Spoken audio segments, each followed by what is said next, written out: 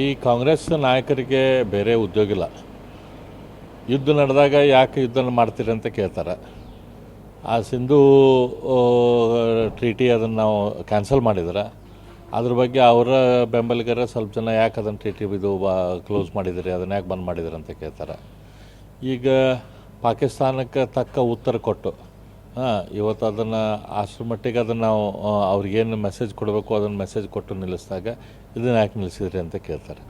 ಈ ಕಾಂಗ್ರೆಸ್ದವ್ರಿಗೆ ಏನು ಉದ್ಯೋಗ ಇಲ್ಲ, ಅವ್ರಿಗೇನು ದೇಶದ ಬಗ್ಗೆ ಅಭಿಮಾನ ಇಲ್ಲ.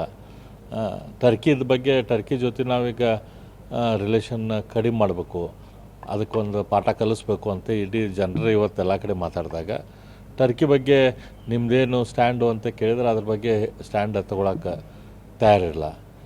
ಈ ರೀತಿ ಕೇವಲ ಮುಸ್ಲಿಂ ಅಪೀಸ್ಮೆಂಟ್, ಮುಸ್ಲಿಂ ಓಟ್ ರಾಜಕಾರಣ ಒಂದೇ ತಮ್ಮ ಜೀವನದ ಗುರಿಯಾಗಿ ಇಟ್ಕೊಂಡವರು ಕಾಂಗ್ರೆಸ್ದವರು. ಅವ್ರ ಬಗ್ಗೆ ನಾವು ಏನು ಭಾಳ ತಲೆ ಕೆಡಿಸ್ಕೊಳ್ಳೋದು ಅವಶ್ಯಕತೆ ಇಲ್ಲ. ಇಂಥ ಸಂದರ್ಭದಲ್ಲೂ ಮೋದಿಯವ್ರನ್ನ ಟೀಕೆ ಮಾಡ್ತಾ ಇದ್ದಾರೆ, ಸರಿ ಅಲ್ಲ. ಆದರೆ ಅವ್ರಿಗೆ ಆ ಮೆಚುರಿಟಿ ಇಲ್ಲಲ್ಲ.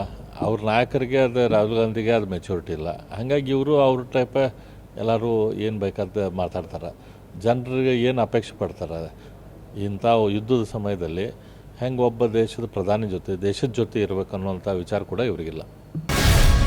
ಗ್ಯಾರಂಟಿ ನ್ಯೂಸ್, ಸುದ್ದಿ ಖಚಿತ, ನ್ಯಾಯ ನಿಶ್ಚಿತ.